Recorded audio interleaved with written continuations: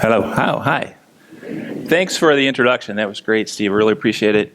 I'm going to put these on. So our panelists today, if you guys want to come up and mix up your name tags too, it's fine. Just keep everybody guessing. It'll be fine.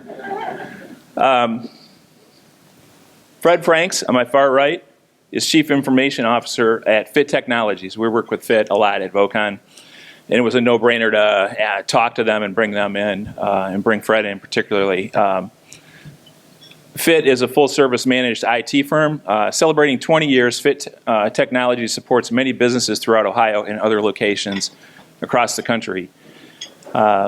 Those projects vary in size and sector and service need. Fred brings both strategic and tactical experience to Fit, where he leads the company in creating solutions for clients and researching new technologies. Thank you, Fred. Next up, Olivia Sambora is with Omnova Solutions, as you heard, a talent acquisition partner. Has been there for a little while now, and we have, I'll read about them and then we'll talk about that. A specialty chemicals, as a lot of you know, specialty chemicals and functional surfaces company. We use a lot of their wall covering, actually, at Vocon, whose technologies enhance the performance of a wide variety of well-known products across the globe. Omnova was chosen as one of the top 99 places to work in Northeast Ohio in 2019. So thank you, Olivia. Next up, Michael Jeans is President and Chief Executive Officer at Growth Opportunity Partners, an organization dedicated to helping Northeast Ohio's most promising job-creating small businesses reach their full potential. Bringing a wealth of business knowledge to Growth Ops, Michael has spent his career enhancing organizational structure, increasing organizational visibility, and improving performance. So thank you, Michael, as well.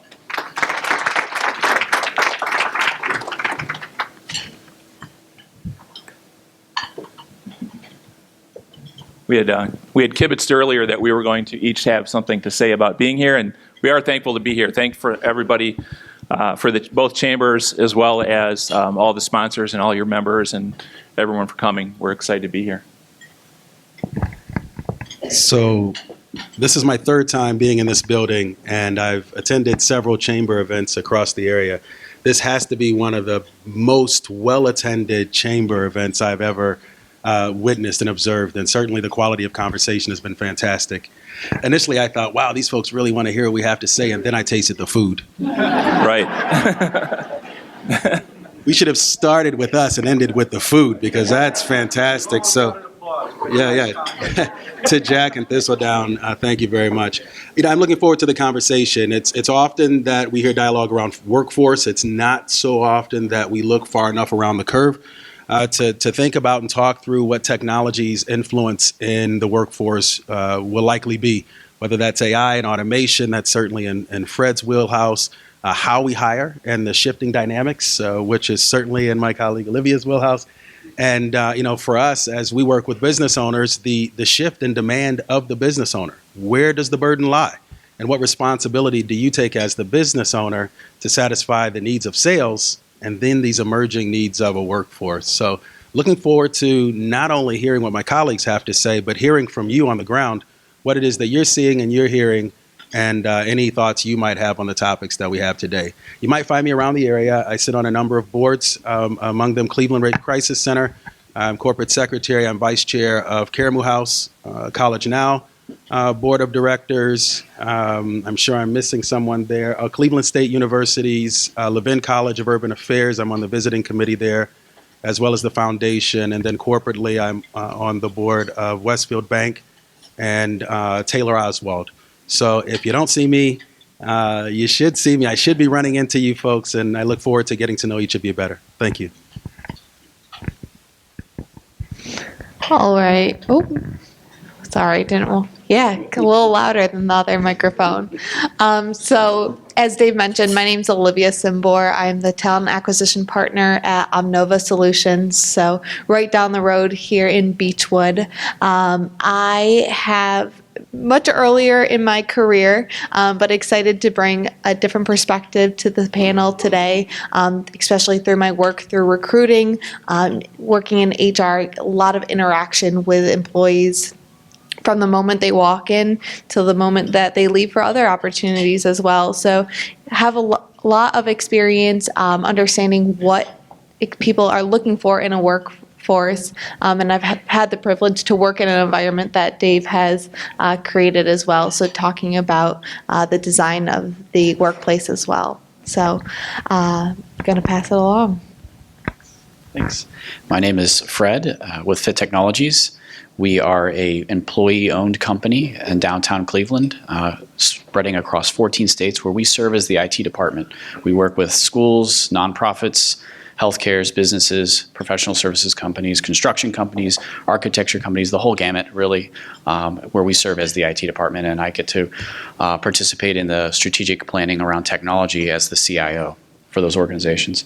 I'm really excited to be a part of this wonderful panel, a very diverse group from different facets. I certainly will be bringing a lot of the technology component to it. My background is in technology as well as business. I'm a local Northeast Ohio native, did my undergrad at the University of Akron and my MBA at Case Western Reserve University, where I now live real close by to. So very excited to be a part of this, and I think just from the conversation perspective, really talking through, it's two opportunities in front of us. We're seeing a lot of change, and it's something we can either be afraid of and watch the disruption happen, or it's something we can embrace and become innovators within. So really excited to be a part of that conversation, and thank you all for being here. Great. Thanks, everybody.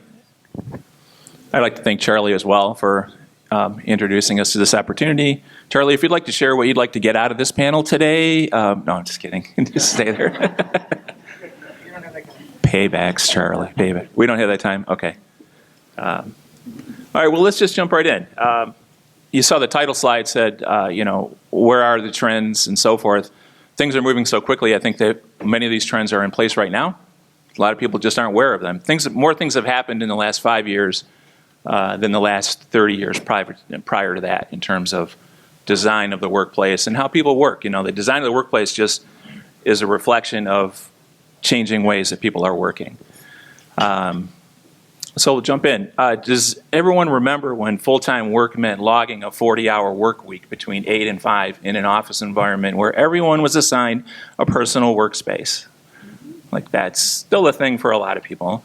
Remember when those personal workspaces were designated based on hierarchy, corner offices, all those things. A lot of those are still in place too. This is such an interesting time because we're right in the middle of all of these things. Better yet, remember when 5 p.m. and after was reserved for personal time. Yeah, company phone was great until personal time became not a thing.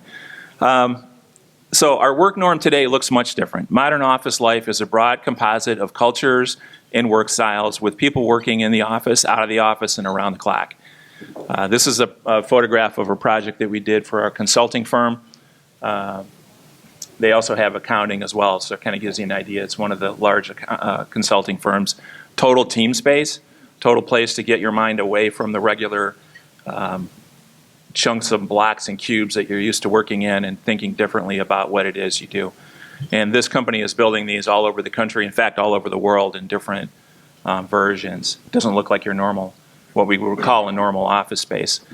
This ongoing shift is the makeup of our workforce. In the makeup of our workforce has had dramatic implications for both employees and employers. So let's take a look at the key factors. So as we look to the future, business success will require a work environment and a corporate atmosphere in support of today's multifaceted office. This is a photograph of another space that has just a lot of different places to do what it is you have to do. It might look like a lunchroom, but this kind of a space is going to function all day long. Understanding the characteristics of our evolving workforce and the elements stimulating this transformation will shed light on how the corporate workplace can be designed to support a blended talent pool. So we'll have a brief demographic discussion as well. We wrote on here, this is a no demographic bashing zone. I found one quote that says, it's a tourism of civilizational history that old people love to whine about the young. Having two millennials, yeah, there's none of that around our house. They do not go for that. And it's true. It shouldn't happen. So we say it's dangerous to lump the outlooks of a multi-generational workforce into one collection. Having said that, we can learn a great deal from the different talents that are brought to the workplace.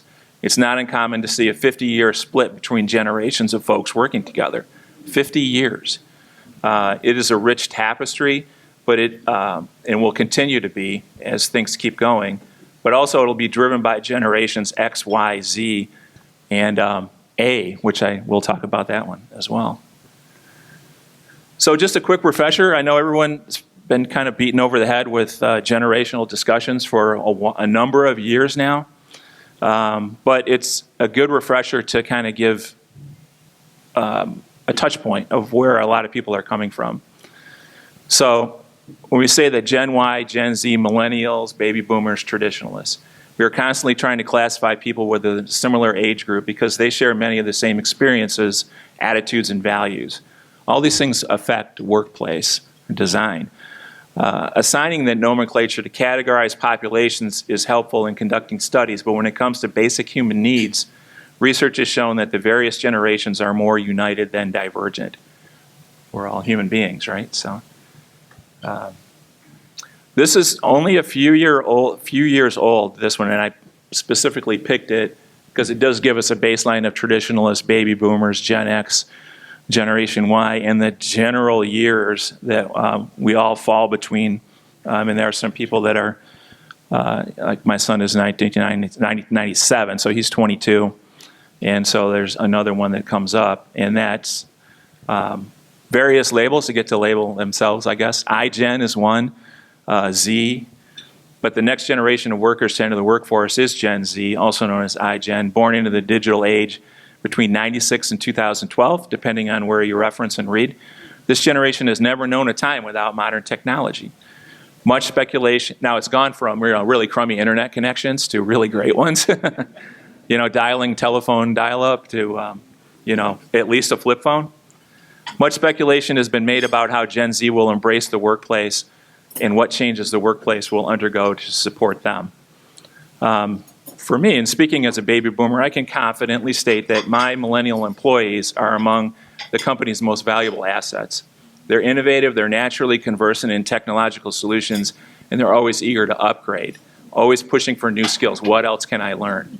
That there is none of the, that's a slacker generation sort of thing in any of them.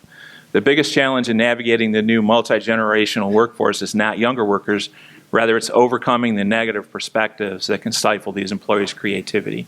So we have to design workspaces that support all work styles in all of these age groups together. So how do we get here?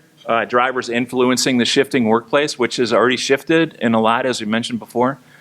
Real estate cost and the need for efficiency, and Michael, I know you'll talk about that. Economy, technology, the pursuit of life balance, and generational shifts and abilities. Those are all things that are influencing our design work. Like the design work is just, again, it's an outgrowth of what we need to do in terms of taking care of everybody. And those are all listed there. So some of the different types. So the upper right corner, I just found this image, says, how much work are they really doing? This is telecommuting, telecommuting from the pool. And I like that one. You'll see a few of these. In the past 10 years, every industry has experienced a shift in workforce composition. Influenced by many factors, workers today fall under a variety of classifications. So this is the mobile, telecommuter, nomad worker. Another influence is contract work. The amount of contract work that's coming down the pike is pretty staggering in terms, to me, I guess, maybe as a boomer, from a percentage standpoint. But it's defined as a non-employee, a non-permanent worker, or a consultant. There was an NPR study in 2015, so only 4 years ago. 1 in 5 workers was a contract worker. That means that owners are probably not providing, and we're not designing spaces on a one-to-one basis for everybody to have a seat in a workspace because of those folks are being brought in at different levels and with different skill levels and different abilities demand different spaces. So that is very fun stuff because it really opens up a lot of architectural design opportunities. That report also found that almost all, or 94% of net jobs created, and this is through 2005 to 2015, so right through the recession, 94% of all jobs created during that time were impermanent jobs. That's a lot.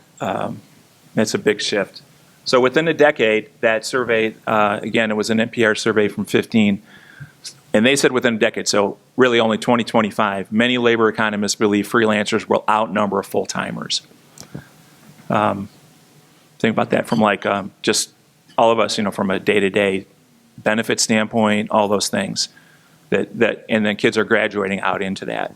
The workforce space needs to accommodate that. Free address it's pretty much what it sounds like, and that's been around for a long time. Hoteling, et cetera. Individuals who will work anywhere, either within or without of your office, and they have no permanent desk.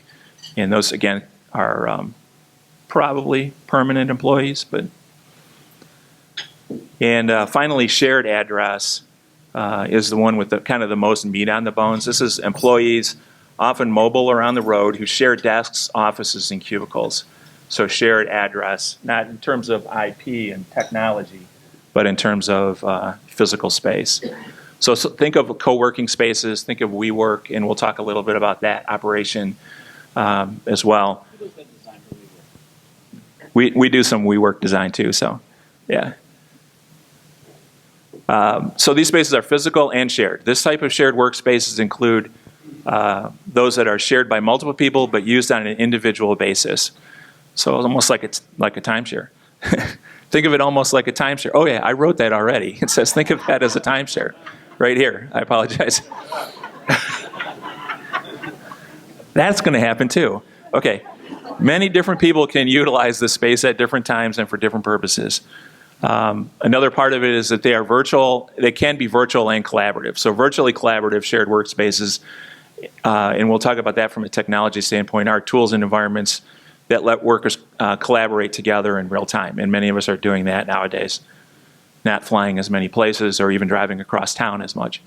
And then you have virtual and shared. So another shared workspace is a virtual environment where colleagues can share information, and you're doing that on your own time when it's available. Those kind of workspaces are there as well. And what kind of technology in spaces takes care of that? So this is the one I think a lot of us can really relate to. This is the resident assigned address worker.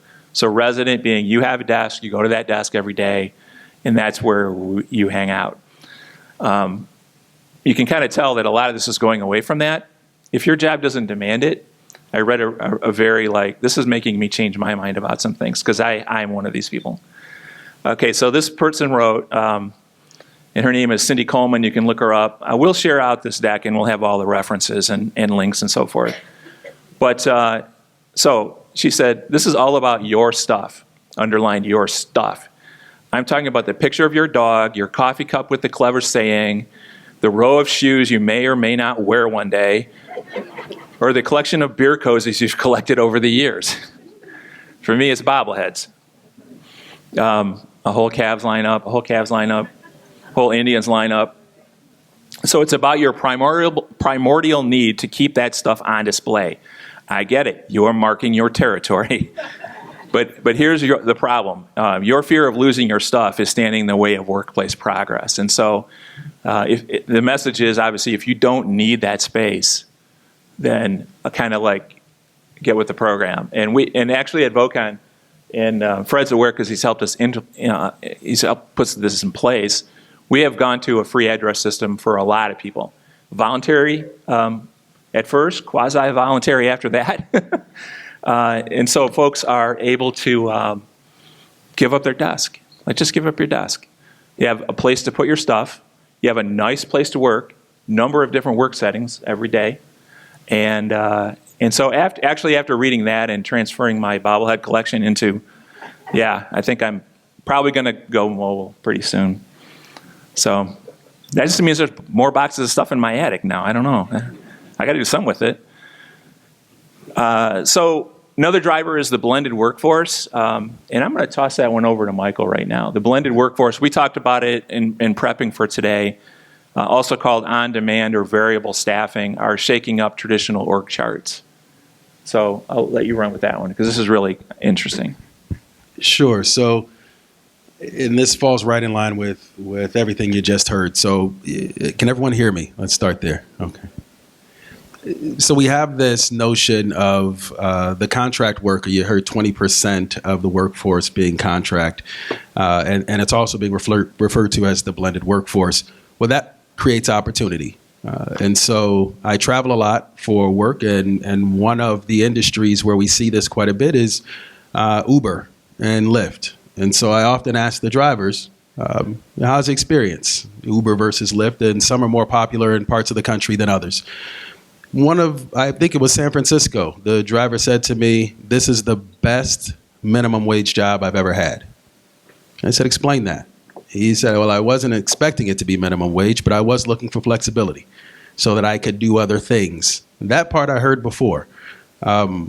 But he doesn't have enough money to live the lifestyle he wants to live. So he's still in mom's basement. He's not progressing the way he thought he was, but he doesn't seem to be able to let it go because of the flexibility. So it's paying for some of his needs. The family is subsidizing the rest of it. He's stuck in a holding pattern. So we're seeing that trend, but I thought it might be just exclusive to the transportation, the mobility we're seeing there. Turns out it's not. So there's this entire segment called the gig economy. And that gig economy, initially when I heard it, I thought, was it a gigabyte? What does this mean? It's completely lost. No, it's that old school term that we used to use, right? It's my gig, my side gig, my work, my hustle on the side. It's the gig. I said, I get that, right? You should have led with that. Tell me what that is. And so the gig economy is now an aggregate of what I described in Uber. So it's as maybe illustrious as a 1099 contract worker, but less illustrious because companies are now hiring per shift. So you may only be paid for a Tuesday from 8 to 3 or 4.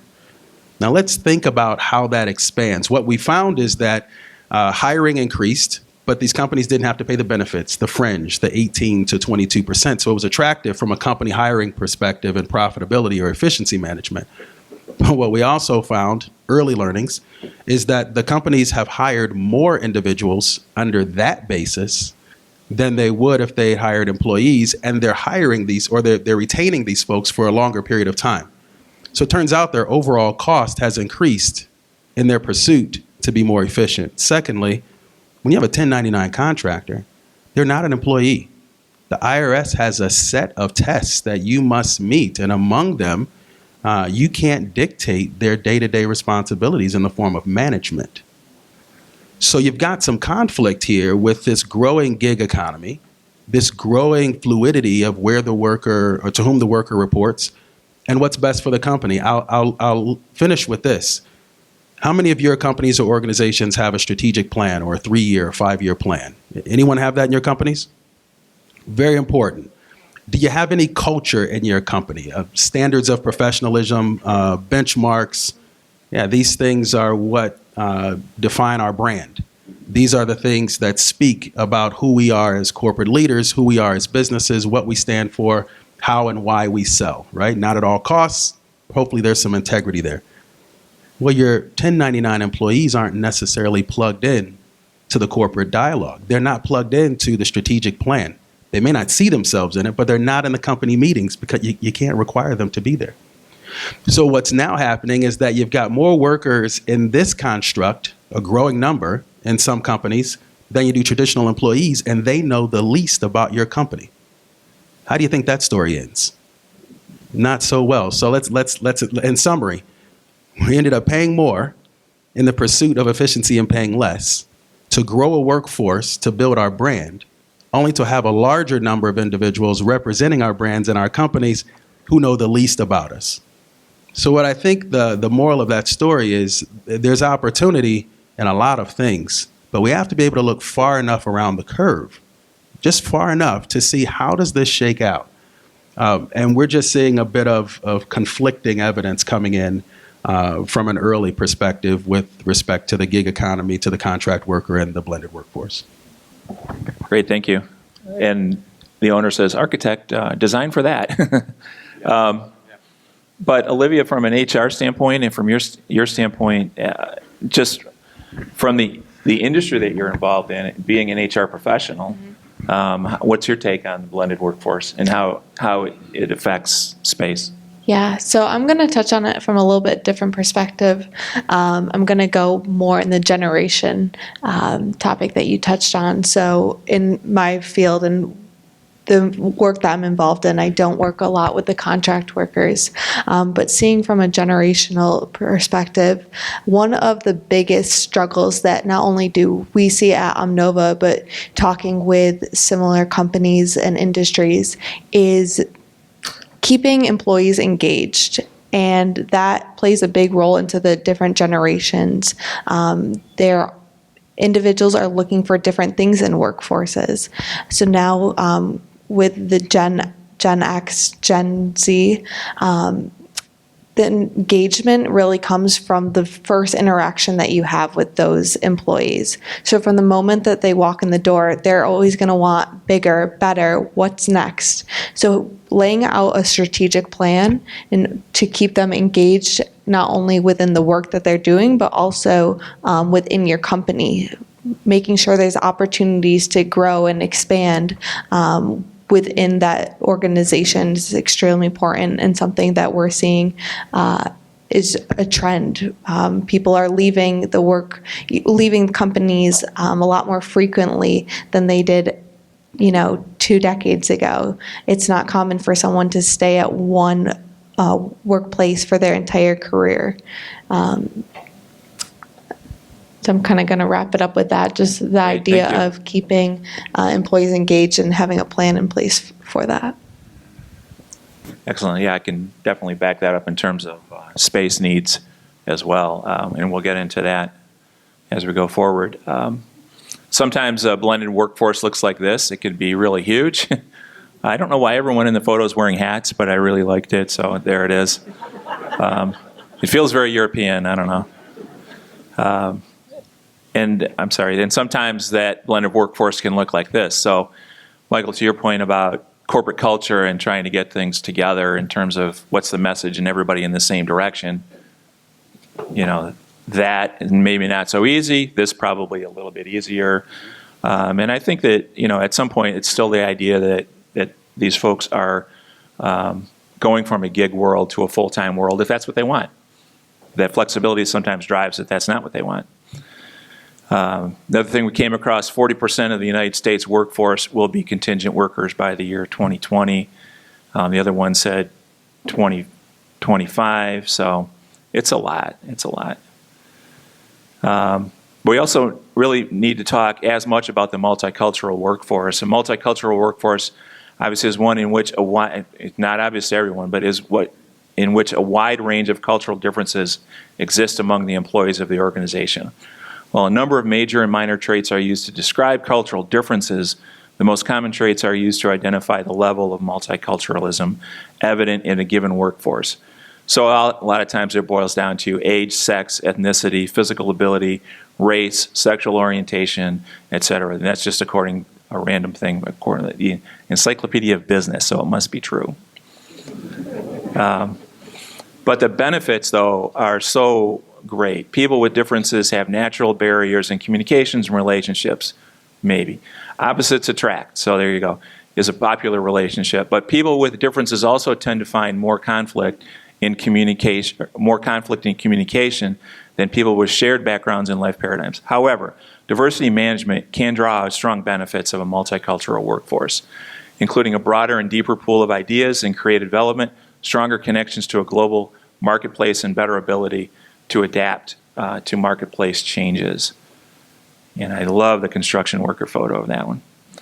So this is a photograph that I came across, not looking for the word disruption, but we're talking about a lot of disruption today. And so when I saw it, I thought, this is definitely disruption to me. Like if I was standing on that rock, doing that, over that body of water, That'd be very disruptive to me.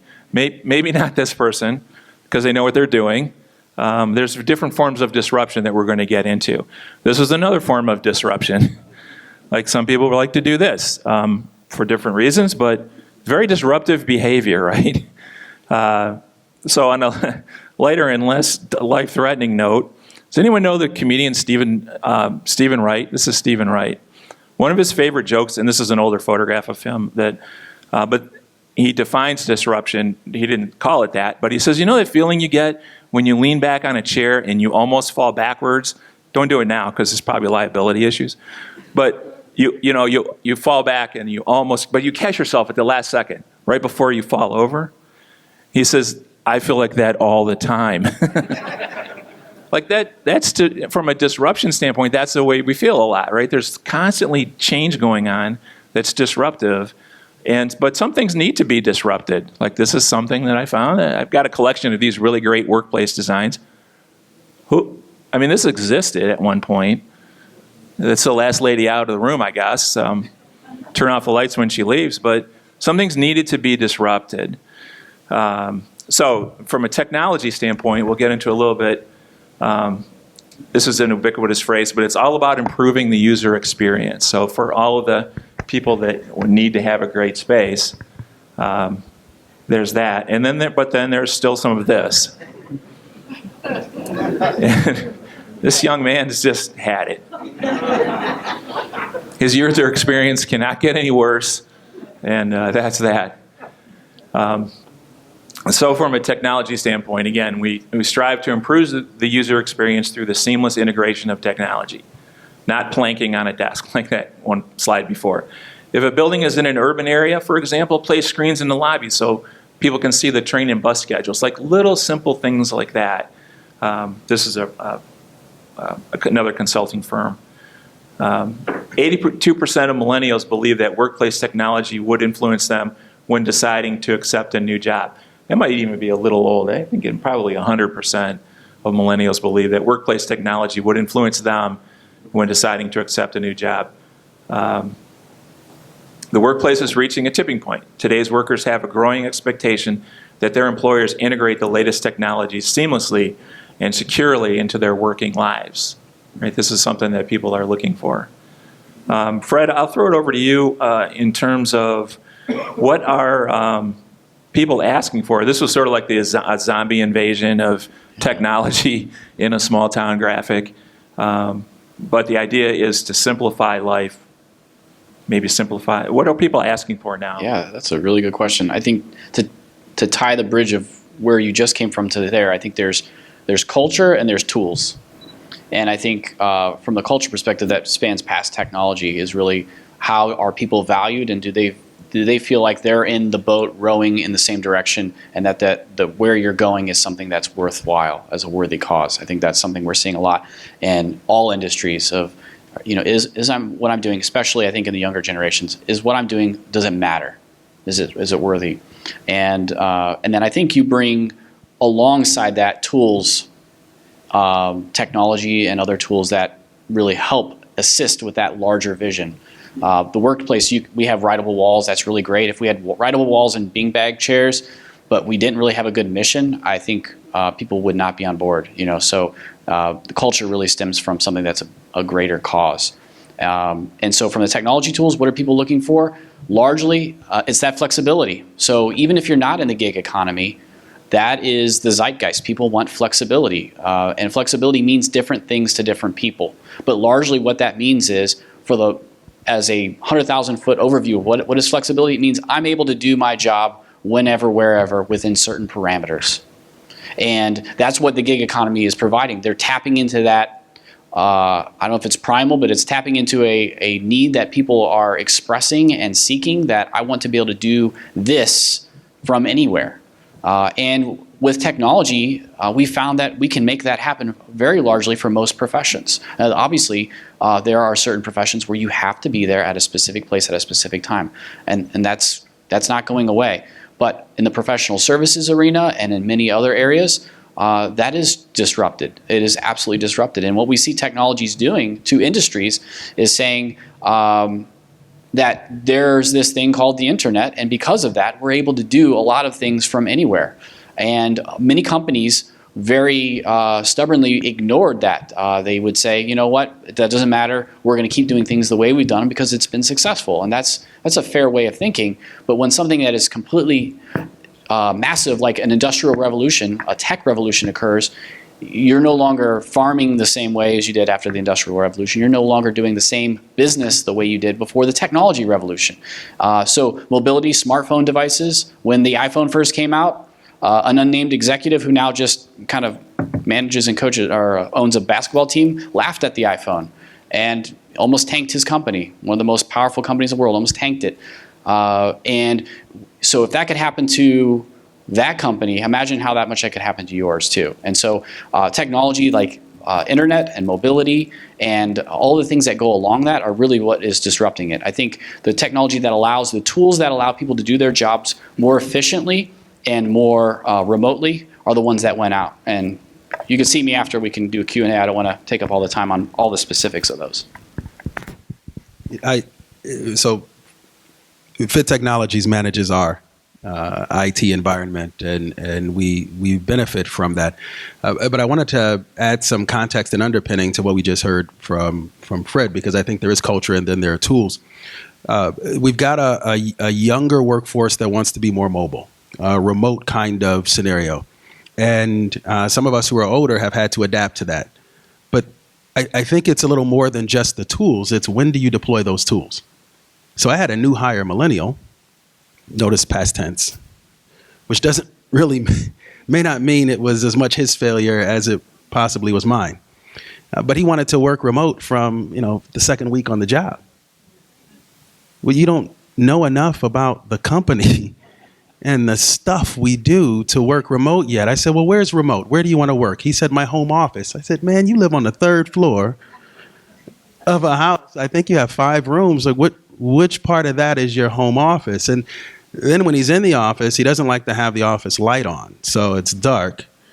And we've got these wonderful, this wonderful hardware, laptop, and but his phone is running and another device is running, and so there are 3 or 4 different things that are happening, and I'm all but certain that some portion of that time he's working on his side gig. So when and how do we deploy the tools, right? Like fire can be our friend if we manage it well, but it can consume everything mismanaged or unmanaged. I think that's an excellent point. When you brought the example of Uber and Lyft, a part of that is they rely so heavily on technology software to manage the work. So when an Uber driver, are you driving too fast? Did you brake too hard? Did you take the right route? Did the feedback from the client come back really well? And so I think that flexibility in various roles depending, absolutely, like what you gave is a really good example, but various roles depending, like have different sets of, I would say, flexibility and responsibility that may not be able to be measured. One of the areas that, Dave, we were talking about was artificial intelligence. And what does that come into play in terms of what technology can do for you? Artificial intelligence, a lot of times people think, Elon Musk is this big, I think he has this Terminator end game in mind, but really what artificial intelligence is it's an application that you write that has logic. So if you've ever been into a situation where you use basic repetitive logic to, like, think of a survey that comes to an outcome or one of those decision trees, that's really artificial intelligence simplified. And anything more than that is just really making it sound fancy. The idea of using logic to help manage the tools, to help manage the worker, is really where things are going. I had the opportunity to hear the chief economist from Google a couple of weeks ago, and he shared with our group that as we see the trend of the 4 generations, as the millennials and the Gen Zs overtake much of the baby boomers as they retire in terms of the population percentage, the workforce overall is going to be much, much lower in terms of employees. So we're going to be fighting, all of our industries are going to be fighting over these employees. And so when people talk artificial intelligence, a lot of times the first thing that comes to our mind is, oh my gosh, my job is going away. Really what in fact is happening is, oh my gosh, people are retiring and we aren't going to be able to find them the replacements because they're there's too few workers. That's why Uber and Lyft are investing in artificial driving, because they know that this is not sustainable. Eventually, when you turn 40 and you move out of your parents' basement, you want a real job. And that's what happens.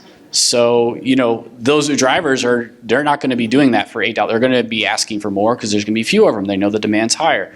And so for Uber to be competitive and Lyft to be competitive, it's going to have to be autonomous vehicles. It's inevitable. And I think that's a form of use of artificial intelligence with lots of algorithms, if-then statements, if the red light, stop the car. It's really just a bunch of rules. And having artificial intelligence in your workplace also could be something that'd be supplemental. Imagine if you have a new employee that comes into the workplace and how much time you invest in training them, showing the different scenarios. Imagine if a tool was alongside them, helping them error correct repetitive tasks that that they're going to have to do out of the gate, where it starts asking questions. Are you sure you want to send that email? It sounds really nasty. Do you check with your supervisor first? That seems like helpful. That's a little bit of a weird example, but that's this kind of artificial intelligence we're talking about. We're not talking about autonomatrons walking around replacing your life. We're talking about tools and systems that come into place that help you supplement and learn your job. Imagine if you're wearing I'm sorry, I'm going to go off onto the next topic. I'm going to stop there. Wearables. No, it's good, because I want to add on that Yeah. one of the things I came across, and it fits from what you just said, one of the AI services out there lets companies analyze their workers' email to tell if you're feeling unhappy about their job. So bosses can give them, okay, this is the positive part. So bosses can give them more attention before their performance takes a nosedive or they start doing things that harm the company. So it's a positive surveillance, I guess. Ow. And there was one before that also talked about how, I think it says here in this survey, 88% of people say they are comfortable with the prospect of working alongside some sort of AI or even machines, like all of those guys, but they are not wanting to be managed by them. Mm-hmm. Not want to be managed by them. So real quick on that, there is a company out there that has a technology for truck driving that it will actually monitor the face of the driver and will notice that they're starting to look drowsy, and will send up alerts, say you may want to pull over, and gives the driver an alert that you are starting to become drowsy. You may be aware of that after the fact, but it's like you don't realize you could fall asleep at the wheel. So there's a lot of technologies from a safety, security perspective that are just, it's phenomenal where it's going. And we're to your point, we're seeing that already in motion. And so the drivers, the face recognition, that's what we're seeing now, and we feel like, wow, that's really cutting edge. That's the stuff. You guys remember when 2010 was in the distant future? Forget that. You remember Prince's 1999? Like, remember when that was? And then it happened. Wow. What happens in Y2K and Odyssey 210 and 2020 was forget about it. And so this stuff sounds a bit like that. But when we look at the list, the kind of the top 10 roster of jobs that are likely to be replaced by AI and automation, we just heard the driver drowsiness scenario, but the reality is over-the-road drivers are on that list. Yes, they are. I just passed one today in my Uber, semi, and he was texting. And I thought, wow, that if my car is a weapon in motion, then imagine this thing. And the drowsiness issue becomes a liability, and you aggregate that over the number of drivers and the number of miles. And so automation and AI and robotics all work in concert. And I don't think it's a fear factor of, we're going to be replaced by machines, although in Cuyahoga County on any given day, the last number I saw is there are about 35,000 open jobs. So what does that mean? Obviously, we don't have a sufficient workforce to supply the demand for jobs. But it also means that if we don't solve for that, companies won't stay. They'll go where the labor force is. They'll have a challenge coming into the market because they can't tap into the labor force the way they could or should. Or you automate some of those functions so that it takes that issue off of the table. And just quick examples, we see places like the Cleveland Clinic where there's a robot behind me every time I'm in there. It's moving files, right? There are fewer workers' comp claims is the hypothesis. So you don't carry file boxes anymore. This thing comes down the hallway and tells me to get out of the way, buddy. We were at the Fed Reserve. We took our interns, our high school interns, to the Federal Reserve, and I remember, all of the imagery of these stacks of cash, and they had to be weighed. Yeah, someone sign off on the weight, so you knew that there weren't any bills missing, any dollar bills. That's all robotics. Those are actual robots that wait for an elevator, go to different levels, automatically weigh. It takes out the room for error, and so we're already seeing it. The question is, how will we compete? Over 50% of the population over 25 in the city of Cleveland has a high school degree equivalent or less.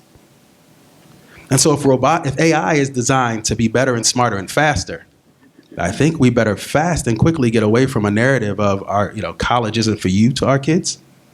Because if we're diminishing our intellect, if we're reducing it, then I'm concerned that the wage gap, the wealth gap, the opportunity gap will widen. Because if you have fewer skills, you're less likely to be positioned to compete against the better, smarter, faster technology known as AI that we're creating. So we have to increase our skill set. We have to double down on academics. As companies, we have to take a look at what investment and reinvestment looks like in education to be relevant for a place and time. I don't think we were really clear in forecasting. Thanks, guys. Olivia, to kind of bring it back into the workplace topic from a day-to-day standpoint, at Omnova, what are some ways that technology is being used, or what do you guys think that you're aware of?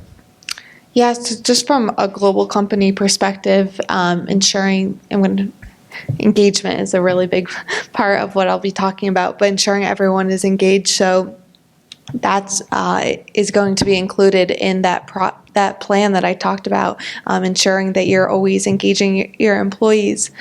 So different technologies such as, instant messaging has been around in companies for a long time, but now having the ability to share screens right on the instantly, conference calls, to be able to have videos. So it's those simple technologies that a lot of people have already in their workplace, but they don't understand the impact that it has on the employees. So having that virtual connection is extremely important. And then just not even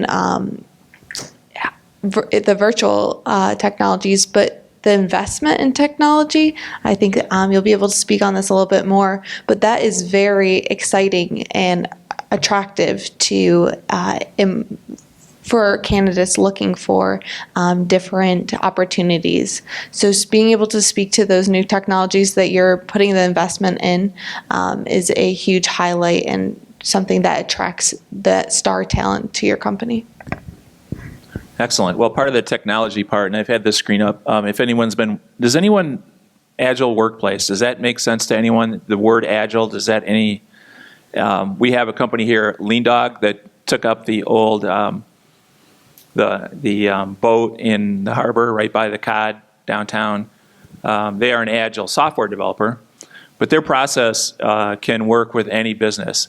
And one of the things we really wanted to do today was mention that this is a scalable discussion. We didn't want everyone to walk out of here thinking, oh, this is only for XYZ giant corporation or anything like that.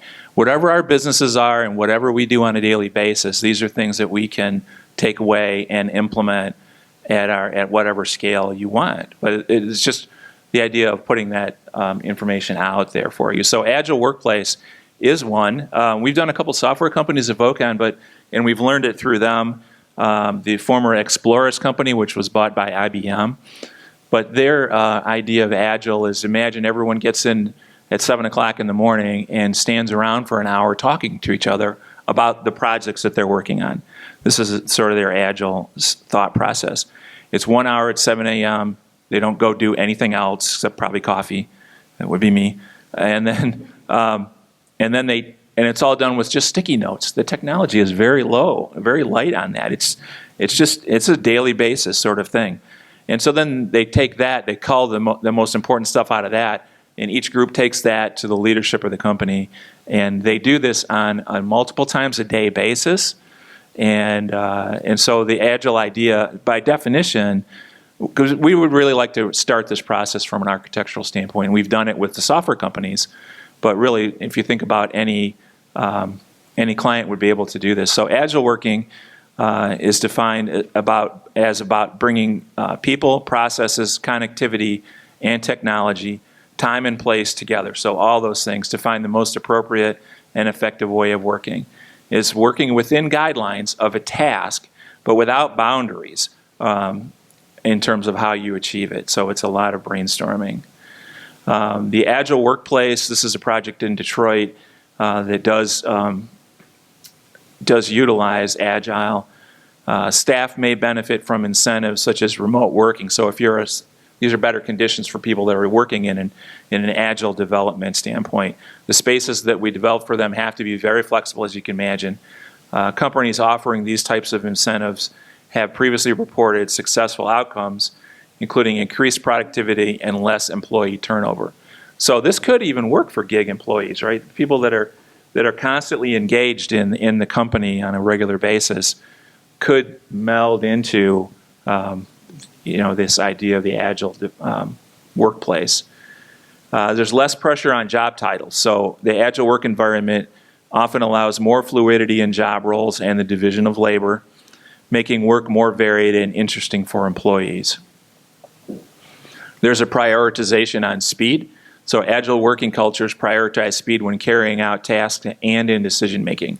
It's a quick turnaround sort of mocking up and moving on sort of thing. So the fluidity in job roles and less formal rules and regulations complement this speed factor. More people are available to complete any given task, and they also all feel empowered to do so in a way that suits them. So it's that, how do I want to work generationally? How do I want to work today? Do I want to work at a desk? Do I want to work in a group of people after I've done my 7 a.m. group meeting to talk about the project? So spaces that support agile working. This is a project we did for CBRE down in the Flats in the Ernst & Young building. But you see a group area and work desks right next to each other. It's not a true coffee bar, but the coffee is not far away. But the idea is that brainstorming is happening at that group area right in the middle of the workspace, not in a closed-off conference room or some sequestered zone. So possibly most importantly, an agile organization provides space for working in these sorts of zones. So thanks, Michael. It just reminded me on time. We are at 1:20. We have a lot of more things to talk about in terms of concepts of living life in beta, which means that you're always changing things. I'd be glad to share out all of this with you. Co-working in flex space is a concept of a WeWork. So everyone, if you haven't, do some reading up on them. We do some work for them out of our New York office, but there are a lot of really solid WeWork-like companies that are leasing out space for your gig employees or your companies to do startups and so forth. So we have a few in Cleveland. These are some different kinds of spaces and thought process, everything from large group areas to sequestered sort of booths. I wanted to make everyone aware these are some Cleveland co-working spaces that you may or may not have heard of. But I thought the logo on Start Smart and Spaces was somebody's having a logo or there with their thing. But again, disruption needs to happen. And we also talk a lot about wellness. So everyone knows about sustainability and we need to be green and et cetera, and we do. But the next step is really about wellness. So there are 10 concepts of wellness that we work with on projects. We want to make everyone aware of that too. And I think that really goes to an HR standpoint as well in terms of talking about this and giving this to their employees or making them aware of the opportunities that a company might have. The Well Building Standard is something that developed 10 concepts. And so you can imagine you could put good in front of all of these things: air, water, nourishment, light, movement. They changed movement. It used to be fitness, but they changed it to movement because they realized there's different definitions of what fitness might be, right? Thermal comfort, sound, materials, mind, and community. These are all things that we bring into every project as architects and designers now. They're all important. And if you don't have that coming out of a project, so those are just the 10 options. Natural daylight. I put this quote up here because Stephen Hole is one of my favorite architects, and he gets very architect-y sometimes. I won't even go through reading that if you want to, but the thought is natural daylight, right? We talk about a lot about glass being the new drywall. There's glass here. Like we walk into this room and we gravitate toward, what's that view? There's a track out there. That's really cool. Like, so that natural daylight is something we all crave, and we need to have that in our spaces. That's not new, but it's definitely something that we need to find more ways to get daylight into space. Workplace design and relaxation. Work and relaxation, those words don't usually end up in the same sentence, but they are an important thing, not just generationally, but for just human beings in general. You need places to get away. Small spaces where you can knock out the clutter of an open office environment and get some things done. And so these are in that 5-year time span, the last 5 years and the next 5 years, compared to the previous 30 years. These are in that time span of things that have happened where you need to get different places and have different places for people to work. So this is decomposing instead of decompressing, I think. This young person, I assume a young person, was very foldable. And it is really all about creating places that you want to go to work. That is really our job, is that when we hear people say that we've designed a place as a species, not just Vocon, any architect that's doing their job right, and designers. So outdoor space is very important as well. This is Omnova. And so the idea of having outdoor space and natural daylight in Cleveland is really good. This is a convertible space. It has natural daylight but can be used year-round. And I'm not sure what part of the country this is from, but really beautiful. Rooftop decks or just patios in general. Rooftops are a super popular trend and really makes for special places, but also become working zones during the day. So there has to be shade, there has to be some protection from wind and so forth. Again, I talked a lot about natural light earlier. These are some examples of employee experiences that have natural light, but also hospitality. Real quick, this is a photograph of our lobby that we designed originally, but and it came out very nice, it's very modern, but a little on the sterile side of things. And so we made some investments and decided that the new lobby needed to be very hospitality driven, so very welcoming, and a place where for anyone that's been there, and anyone's welcome to come. But the notion is that it's a place where you can come and hang out and do work during the day. And if you want to come half hour early for a meeting and get some work done in this space, everyone's welcome to do that as well. There's no rules about that sort of thing. So that's kind of a before and after. But hospitality and bringing that kind of restaurant feel in and making it look like the company, not just look, but prove that the company really cares about their space. Camille from our office is here. Hi, Camille. She's usually in that last booth right down there at the far end, like every day. I don't blame you at all. It's nice. When I go mobile, I might be in the next booth over. And then also we talk about company messaging. This is the project where the owner the founder of Famous Supply had traveled the world looking for not only business, but collecting liquor bottles from airplanes. And some of them are vintage, like from 50, 60 years ago. And so all those are little liquor bottles of different styles and designs from all over the world. But since the company knows that he did that, it's a reinforcing message to people that are coming to work every day, not just saying, oh, I'm going to work every day and I'm going to go home at 5 or whenever. The message is always there. There's a history to the company, even to new people that are only there for a little while. So I want to make sure we fit in some of these design things that are going on nowadays from a trend standpoint. But I would like to move to a question and answers before we break up. We've been, and I apologize, I've been yakking away. I don't feel like I've given, are there any summary items that you guys would like to?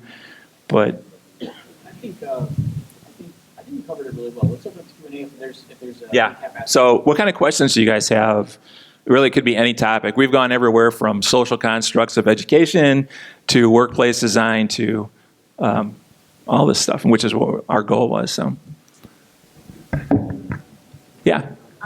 To Michael's comment about hiring a new millennial and him wanting to work remotely in 2 weeks, where is that balance? At what point do you say, okay, you know enough about the company and culture, we trust that you can work remotely and get the job done? Where is that? Yeah, I think that's a great question.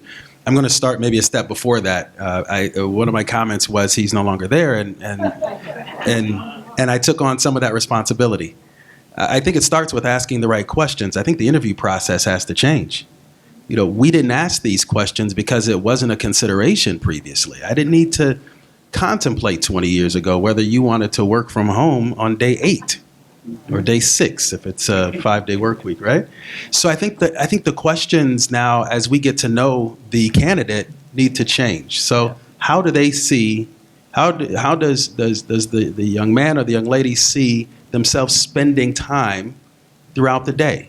What does their work day look like when they're the most effective, when they're the most productive? Right? These are questions that were nowhere in my sphere of potential, candidate questions. So I think it starts there. And then it comes down to how you onboard. What does orientation look like? So now I think more than ever, orientation needs to be deliberate, and I have to get better at it. And then whatever that orientation is, depending upon your business, you know how long it takes for an individual to go from 0 to 60. So how do they get from not knowing your company or your business to knowing it well enough to introduce it to someone who does not, to being an advocate and knowing it intimately? And to what extent does their role require that? So I think there are more questions we have to ask of ourselves. I think the process has to be more deliberate. Because anymore, like it's always been, if our inputs are random, the outputs will be. Yeah, my question is for Olivia. Regarding workspaces, are applicants asking about that? Is that part of the conversation that you're having? And then what do you find Yeah, so for those of you who didn't hear the question, are candidates asking about the workspace in the initial conversation? And then what was the second part? Can you remind me? Well, and then what was the number one question? What do you see that they're looking for? Definitely. Okay. And then the second part being, what is the number one requester that those candidates are looking for? So yes, that is definitely a conversation that's being had up front. So in my position, I recruit for a lot of different types of spaces. As a chemical manufacturer, we have, manufacturing plants. So those are definitely not going to be as attractive as our corporate headquarters right here in Beechwood. So for those corporate roles, that's a big selling point that we use to attract candidates to Omnova. So it's not necessarily always a question during an initial screening, but we make it an initiative to bring candidates on site as soon as possible because it is a selling point.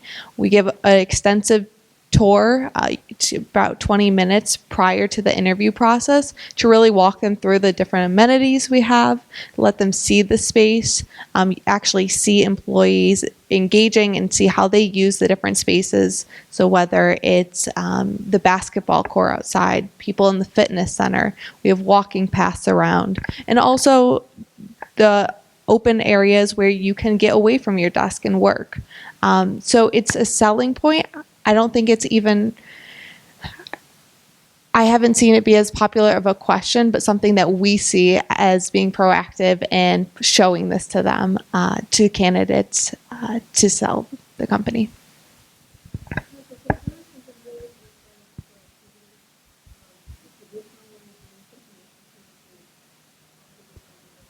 That's a great question. And I'll be upfront, I don't have the statistics behind that, but what I can say through the interactions with different employees, we've moved to our new office about 5-6 years ago. We just celebrated our 6-year anniversary, and the office we were previously in was much more confined, not an open space. So I didn't have the opportunity to be at that old space, but from speaking with employees who did make that transition into this new office, have talked about the not necessarily productivity, but being able to interact cross-functionally and build relationships, which ultimately lead to different productivity, innovation within the workplace. So whether it's just going to get coffee, you in a more open space, it allows for that collaboration cross-functionally with individuals who you may not necessarily work with on a day-to-day basis. Just quickly, along with that, I think it's difficult to measure because we keep adjusting to the changing work dynamic. But I think it's also important to keep in mind the role of the employee in management and otherwise, and what's the nature of your work. So sometimes remote is coffee shops. And this is Fred's wheelhouse here. They're tying into networks that are public networks to get to your Outlook or email scenario, and then they're having conversations, maybe with you or with customers or clients, that should be confidential. And so what's the risk of these varied locations? And if they're working at multiple remote locations, how are they disposing of company proprietary information or confidential information of your customers and clients? So there are quite a few considerations here, and I think we're still learning. If you ask the employee, productivity is through the roof. Morale is great. But I think we're going to have to learn how to measure it, and I don't know that we're quite there yet. Right? How do you balance with workforce violence that's happening today? How do you balance the combination from an architectural perspective with open spaces and safety and security? How do you balance that? Well, security is one of the top, say, 5 things when we sit down and meet with clients. And technology has to be right there at that time. So some are higher levels than others. We're working with a jewelry company. That's one thing where nobody's getting in. If they do, they've made a big error versus just regular work. Isn't it awful to say regular workplace violence? I apologize. So security is number one. It's in the top 5 things we talk about, right along with the softer sort of things. It's like a smaller piece, but in the open spaces, which I think college campuses have really introduced that next generation to open space. Yeah. A lot of how it's designed, having visited quite a few college campuses recently, and how do you balance like simple things like in a workspace where you just want to make a private call? Like there's nowhere to make a private call, right? So you go, wait, right? You have a picture of your phone booths? Right, I saw phone booths. Yeah. Like I saw that. Yeah, you saw the phone booths. And I think that it's almost balancing the new way with some of the common sense, older traditions that we all know that we need going forward.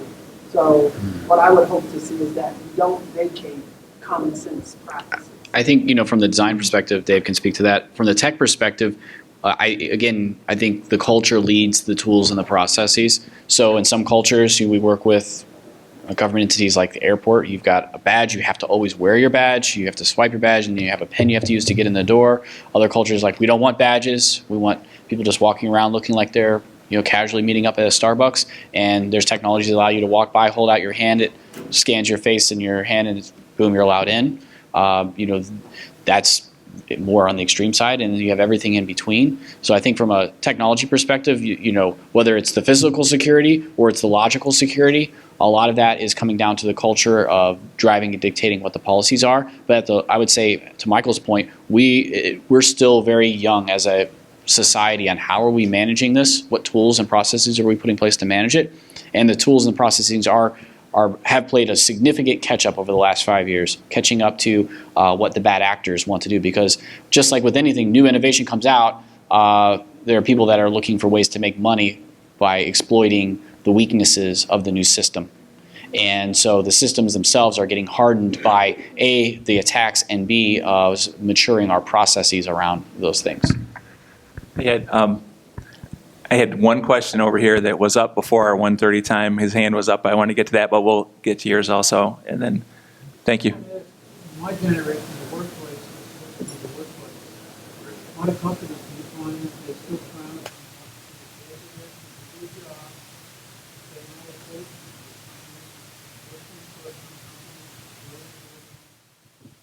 workplaces, all these additional things, how do you make it a workplace?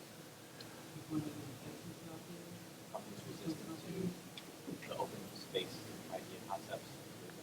Yeah, the open, if this answers your question, the vast majority of, and we do run into companies and firms that want to have all offices, like we're going all offices, just so you know right off the bat. That's pretty rare, and it's getting rarer all the time. So if that answers your question, that the open office, though, How wide area is used in there? That's it. places where you can retreat to and so forth, yeah, to get away. And it goes to that question, too, about how do you make a phone call to the doctor? You need a place like that where you can go do that. And it's getting to the point where even a mundane call in an open office environment can bug other people unless they've got headphones, which really are the new walls. Headphones are the walls. But so those phone booths really work. We've put them in a lot. We use 3 of them at our place as well. So they're, you get in this groove where you go into the cone of silence and nobody can hear you talk, and you can talk really loudly if you want to as well. So one last question over here. This kind of piggybacks on what you were saying, and I think it's really Fred. I'm in IT, and I was wondering, as you're designing these spaces from an IT perspective, are you running into challenges with educating the leaders so that they can understand that this needs to happen? Oh, you're a planted question. Yes, yeah, absolutely, and it varies all over the board. I think there are people that lean into the technology change. They're the ones that stand in line for the iPhone when it comes out and things like that. And then there are people like, I think of it just like with their phones, like, I don't want to upgrade, it works. I don't need the new one, mine works. And so we have everything in between. And what we run into is training is so important, and getting people to show up to the training and pay attention during the training. And then following up through, sometimes we just have to sit one-on-one with people to show them. But all this new stuff is a dramatic change. It's like, it's like going from horse and buggies to cars. And, there were some people in that generation that said, I'm not driving a car. Right? So I think similarly, like, some people are just like, I've only got a few more years. I'm not learning this new tool. It's not worth it to me. It's emotionally too draining. And so training is important. I think also, before we even get to the launch and we get to the training, is how are we rolling out this? It's really of a change management process. How are we engaging all the stakeholders and getting people to be champions within their own departments and their own teams? Because if we have a team of people out there that are using it every day, sitting next to the people that have questions, that's where we find success in our change. We work with several firms like Vocon that are large. I mean, you guys are closing in on that 200 and some plus. You guys are over 200 now. With that many employees, it's really great to have champions inside that are promoting something, helping folks along. And I mean, at the end of the day, that's where even that open office concept really helps, because instead of being in a wall where somebody's just pounding their fist on the desk, they just yell, is anybody else having this problem? And like 3 people come over to help. And it's really great to see that. Well, we will stick around if anyone has any other questions. But Steve, thank you, and everybody, thank you very much for the questions, and really appreciate your time.